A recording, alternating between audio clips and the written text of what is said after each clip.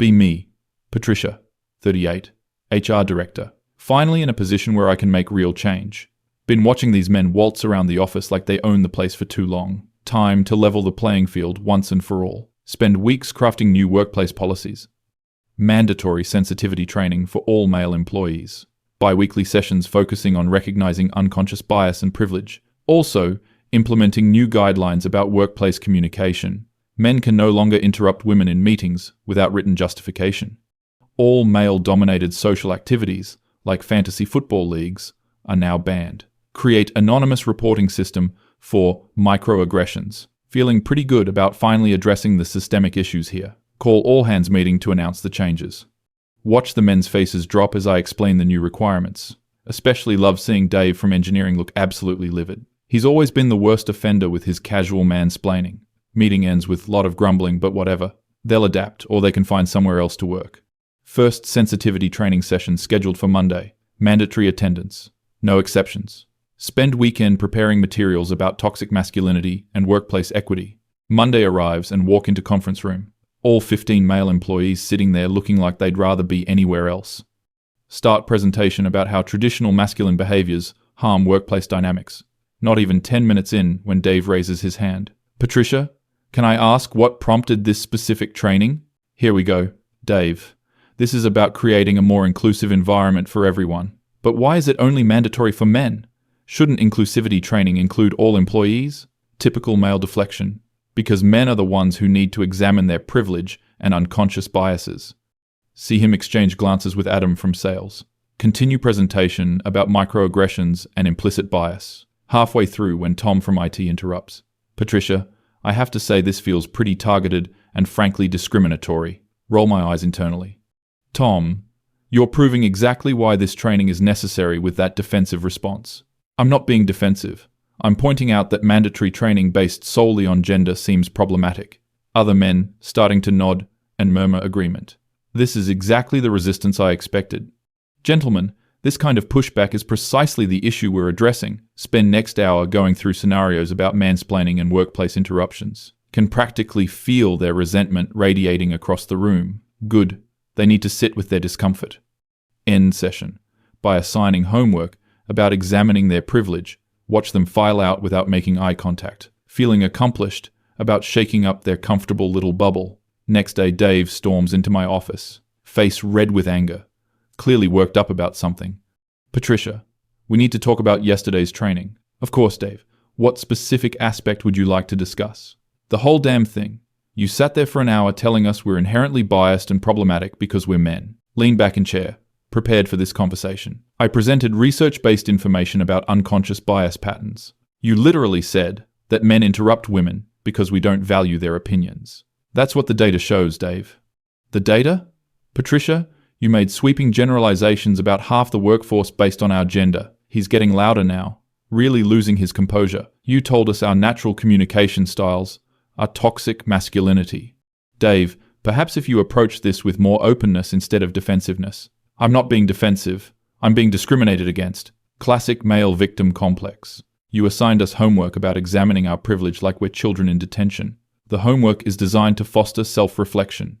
It's designed to shame us for being men, stand up to assert authority. Dave, this reaction is exactly why this training is necessary. No, Patricia, this training is unnecessary because you're solving a problem that doesn't exist by attacking people based on their gender. He's practically shouting now. You banned our fantasy football league because it's male-dominated exclusionary behavior. Group activities should be inclusive. It was open to everyone. Sarah from accounting was in our league for 3 years. That's beside the point. You created a reporting system where people can anonymously accuse us of microaggressions. It provides a safe space for people to voice concerns. It's a system for people to make unprovable accusations against us. He slams his hand on my desk. Patricia, you've created a hostile work environment for men, and you're calling it progress. Time to shut this down. Dave, if you can't handle examining your own biases, then maybe you should consider whether this company is the right fit. His face goes completely pale. Are you threatening my job because I disagreed with your training? I'm suggesting that employees who resist diversity initiatives might not align with our values. Watch him storm out of my office. Probably going to complain to the other men. Whatever. They'll get used to the new reality. Few days later, Tom from IT requests meeting. Walks in, looking serious, like he's prepared for confrontation. Patricia, I want to discuss the new policies you've implemented. Which specific policies, Tom? All of them, but especially the communication guidelines. Here comes another mansplain session. You've essentially made it against policy for men to disagree with women in meetings. That's not what the policy says. It says men can't interrupt women without written justification. What constitutes an interruption? Didn't expect him to get into the specifics. Well, it's when you cut someone off while they're speaking. But who determines if someone was finished speaking? What if there's a natural pause? These men always trying to find loopholes. Tom, the policy is about respect and ensuring women's voices are heard. But what about when women interrupt men? Is that also against policy? Tom, women have been systematically silenced in workplace environments. That doesn't answer my question. Are women subject to the same interruption policy? Getting frustrated with his literal interpretation. The policy addresses a specific power dynamic, so it only applies to men interrupting women, not the other way around. Tom, you're missing the bigger picture here. No, Patricia, I'm asking for clarification on a policy that affects how I can communicate at work. He's leaning forward now, getting more animated. You've made it so I have to think about my gender before I speak in any meeting. Maybe that level of mindfulness is exactly what's needed. Mindfulness? Patricia, I have to calculate whether my participation in discussions might be perceived as aggressive or mansplaining. If you're worried about mansplaining, then maybe examine why you feel the need to explain things to women. See his jaw clench at that. I explain things to everyone when it's part of my job in IT support. But do you explain things the same way to men as you do to women? Yes, because my job requires me to communicate technical concepts clearly. He's raising his voice now. You've turned basic workplace communication into a minefield where I'm presumed guilty of sexism. Tom, if you approach conversations with respect and awareness. I've always been respectful, but now you're telling me my gender makes me inherently disrespectful. Stand up to end this conversation. Tom, I think you need to do some self-reflection on why this feels threatening to you. It feels threatening because you've created policies that target me based on my gender. Watch him leave, clearly agitated. These men really can't handle having their privilege challenged. Next week, Adam from sales shows up at my door, looking absolutely furious. More angry than I've ever seen him. Patricia, we need to have a serious conversation. Please sit down, Adam. I'll stand, thanks. This won't take long. Oh, great. Another angry male tantrum incoming. I've been here for 8 years. Never had a single complaint about my conduct. Adam, this isn't about individual complaints. Let me finish. In 8 years, I've mentored 6 junior employees, 3 of them women. That's great, Adam, but I said let me finish, Patricia. His tone is ice cold. Those women I mentored, they all got promotions. They all moved up in their careers. Mentorship is important, but it doesn't address systemic issues. What systemic issues, Patricia? Show me the data. Wasn't expecting him to ask for specifics. There are well-documented patterns of workplace bias. Show me our data. Show me evidence of bias at this company. Adam, bias doesn't always show up in obvious ways. So, you're implementing mandatory training and policy changes based on what might be happening? He's getting louder, more confrontational. You banned our fantasy league. You know who else was in that league? Jennifer from marketing, Lisa from finance, Rachel from customer service. The activity had exclusionary elements. What exclusionary elements? We literally recruited people to join. Slam my hand on desk. Adam, you're being deliberately obtuse about the issues. No, Patricia, you're being deliberately vague about your justifications. He starts pacing back and forth. You implemented anonymous reporting for microaggressions. You know what's a microaggression now? Any behavior that subtly communicates bias. According to your training materials, making eye contact with women is potentially aggressive. That's taken out of context. And not making eye contact shows disrespect. You've made it impossible to interact normally. Getting really tired of his hyperbole. Adam, you're exaggerating the guidelines. Am I? Because yesterday I got an anonymous report for holding the door open for Sarah. That stops me short. Someone reported you for opening a door. Apparently it was benevolent sexism that implied she couldn't open it herself. Okay, that seems like an overreach, but the system is working. Adam, perhaps the person who reported it felt infantilized. Or perhaps your system encourages people to find offense where none exists. He's practically shouting now. You've created an environment where normal human courtesy is scrutinized for hidden bias. Maybe examining our unconscious motivations is exactly what we need. My unconscious motivation for holding a door is basic politeness. I hold doors for everyone. He stops pacing, and faces me directly. Patricia, you've made it clear that being male makes me inherently suspect. That's not what I've said, it's what you've implemented. Every policy targets men specifically, because men hold structural advantages. What structural advantages do I have that my female colleagues don't? This is Basic Feminism 101. Adam, you benefit from centuries of male dominance. I benefit from my work ethic and sales performance. Just like everyone else here. Typical individual success narrative, ignoring systemic factors. You're missing the larger patterns of inequality. I'm asking you to show me inequality at this company, and you keep talking about abstract concepts. He leans on my desk. Patricia, you've decided we're guilty of something we haven't done. I've implemented evidence-based practices. Based on evidence from where? Show me one instance of documented bias here, getting flustered by his demands for specific examples. Adam, just because bias isn't reported doesn't mean it doesn't exist. So you're solving an invisible problem with visible discrimination against men. It's not discrimination to address inequality. It's discrimination to treat people differently, based solely on their gender. He straightens up. Patricia, I've tried to understand your perspective, but this has gone too far. Adam, if you can't adapt to a more equitable workplace. Equitable. You've made it policy that my gender determines how I can behave. Watch him head toward the door. Adam, change is never comfortable.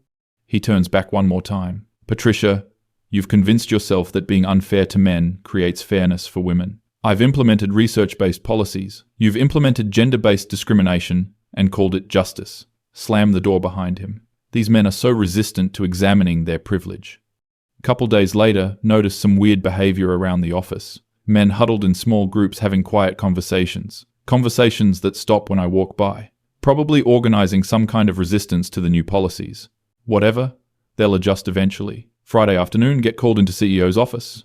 Robert looks stressed, which is unusual for him. Patricia, we need to discuss what's been happening with the new policies. Of course, I'm happy to brief you on the progress. Actually, I've received some concerning feedback. Here we go. The men have been complaining. Robert, resistance to change is normal, especially when addressing entrenched privilege. Patricia, it's more than resistance. I've had multiple employees express serious concerns. Which employees specifically? Already know it's going to be the usual suspects. Dave, Tom, Adam, and several others. Called it. Robert, those men are exactly why we need these policies. They're claiming the policies are discriminatory. Of course they would say that. They're losing their unfair advantages. Patricia, I need you to walk me through the justification for these specific policies. Spend 20 minutes explaining the research on workplace bias. He listens but looks increasingly uncomfortable. Patricia, while I support diversity initiatives, some employees feel targeted. Robert, you can't make an omelette without breaking some eggs. But these policies seem to apply exclusively to male employees. Because male employees are the ones who need to examine their behavior. See him frown at that. Patricia, doesn't equal treatment mean the same standards for everyone? Typical male CEO missing the point about equity. Robert, equal treatment in an unequal system perpetuates inequality. I'm not sure I follow. Women have been disadvantaged for centuries, so now we need to level the playing field. By disadvantaging men? Getting frustrated that he doesn't understand basic concepts. By removing male advantages and creating equity. Patricia, several employees have mentioned consulting with employment lawyers. That gets my attention. About what specifically? Gender-based discrimination policies. These men are such babies. Running to lawyers. Robert, implementing diversity policies isn't discrimination. When they only apply to one gender, it might be, Robert, are you taking their side? I'm trying to understand all perspectives. Typical both sides nonsense from men. Robert, whose side are you on here? Patricia, I'm on the company's side, and I'm concerned about potential legal issues. Spend rest of meeting defending the policies. He agrees to let them continue for now, but wants regular updates. Monday morning, walk into office, feeling vindicated. Then notice something weird. Dave's desk is empty. Walk over to Tom's workspace. Also empty. Check Adam's office. Completely cleared out. Panic starting to set in. Rush to Robert's office.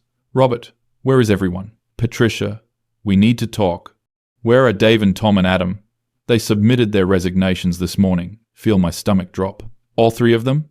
Actually, it's more than that. He hands me a stack of papers. Resignation letters from 12 male employees. All dated today. All effective immediately. Robert, what is this? It's exactly what it looks like. Scan through the letters quickly. Each one cites discriminatory workplace policies as reason for leaving. They can't all just quit.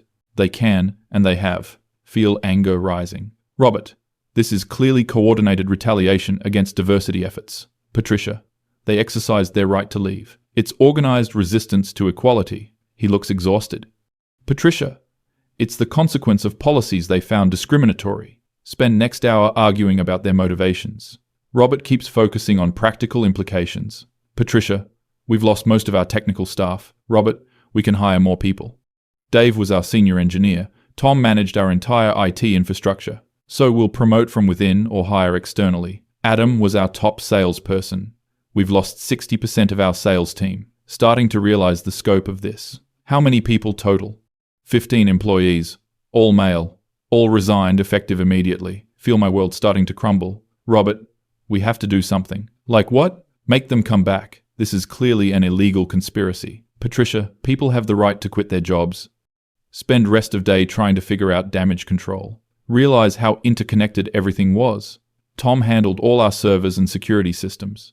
Nobody else knows the passwords or procedures. Dave was the only one who understood our custom software. Adam had relationships with all our major clients. By Wednesday, the reality is sinking in. Servers going down, with no one to fix them. Clients calling asking where their sales rep is. Projects stalled because key technical knowledge walked out the door. Robert calls emergency meeting. Patricia, we need to discuss immediate steps. Robert, I think if we reach out to them individually, they've made it clear they won't return under current policies. Of course they're holding the company hostage. So they're demanding we reverse the diversity initiatives? They're demanding equal treatment. Feel my anger building. Robert, we can't let them dictate terms. Patricia, we can't function without critical staff. Then we hire replacements. It will take months to find qualified people, and we need institutional knowledge. Spend next several days watching everything fall apart. Major client cancels contract because no one can provide technical support. Payroll system crashes with no IT person to fix it. Sales pipeline completely stalled. Other employees starting to panic about job security. Friday afternoon, Robert calls me in again. He looks like he's aged 5 years in 1 week. Patricia, I've been in contact with several of the former employees, and they're willing to return if we revise the policies. Feel my blood pressure rising. Robert, that's extortion. It's negotiation. They're holding the company hostage to maintain their privilege. Patricia, they're offering to return to work. Under what conditions? Equal policies that apply to all employees, regardless of gender. Typical male demand for reverse discrimination. Robert, that completely undermines everything we were trying to achieve. Patricia, we're trying to achieve a functioning company. Can't believe he's capitulating to their demands. Robert, if we give in to this, we're sending the message that men can just walk away when they don't like equality. We're sending the message that we need our employees. Spend weekend furious about the entire situation. These men orchestrated this whole thing to maintain their advantages. Monday morning, Robert tells me the decision has been made. Policies are being revised to apply equally to all employees. Sensitivity training will be optional for everyone. Anonymous reporting system will be restructured with due process requirements. Feel completely betrayed by the company's surrender. Robert, this is exactly why women can't advance in corporate environments. Patricia, this is about creating sustainable policies. This is about men refusing to give up power. Watch over the following week as the men gradually return. Each one has negotiated individual terms for their return. Some got raises. Others got better titles. Dave is now Senior Principal Engineer. Tom is Director of IT Operations. Adam is VP of Sales. They literally got promotions for their organized rebellion. Company is back to functioning normally within 2 weeks. But I'm seething about how this played out. Spend my time documenting everything for potential legal action. This was clearly coordinated gender-based retaliation, probably planned from the moment I announced the new policies. Men stick together when their privilege is threatened. Can't let them get away with this kind of organized resistance. Start researching employment lawyers who specialize in discrimination cases. Not discrimination against women, but discrimination against policies that help women. Has to be some legal recourse for this kind of corporate intimidation. Meanwhile, have to sit in meetings with these men pretending everything is normal. Watching Dave smirk during team updates. Seeing Tom act like he's some kind of hero for saving the company. Adam telling jokes about his new VP title. They think they won. They think they proved that companies can't function without male employees. They think they demonstrated that challenging male privilege is too risky. But this just proves how entrenched the system really is. proves that men will band together to maintain their advantages, proves that companies will sacrifice equality for convenience, proves that progress threatens men so much they'll sabotage entire organizations. Every day, watching them celebrate their victory makes me more determined. This isn't over. This is just evidence of how deep the problem runs. These men revealed their true nature when equality was on the table. They showed they'll destroy a company rather than examine their privilege. They proved they view equal treatment as oppression. They demonstrated that male fragility runs so deep they can't handle basic accountability. Sitting in my office planning next steps. Maybe corporate HR isn't the right venue for real change. Maybe this system is too corrupt to reform from within. Maybe it's time to take this fight to a higher level. These men think they won, but they just showed me exactly how threatened they are by real equality. They revealed their weakness, their complete inability to function in a world where they're not centered, their desperate need to maintain advantages they pretend don't exist. This experience has been educational. Learned that men will literally quit their jobs rather than examine their behavior. Learned that companies will abandon diversity rather than risk male displeasure. Learned that progress threatens the patriarchy so much they'll burn everything down. But mostly learned that the fight for equality is going to require much stronger tactics. These men want a war. They just declared it by their coordinated attack on basic fairness. Fine. They have no idea what they've unleashed. This was just the beginning.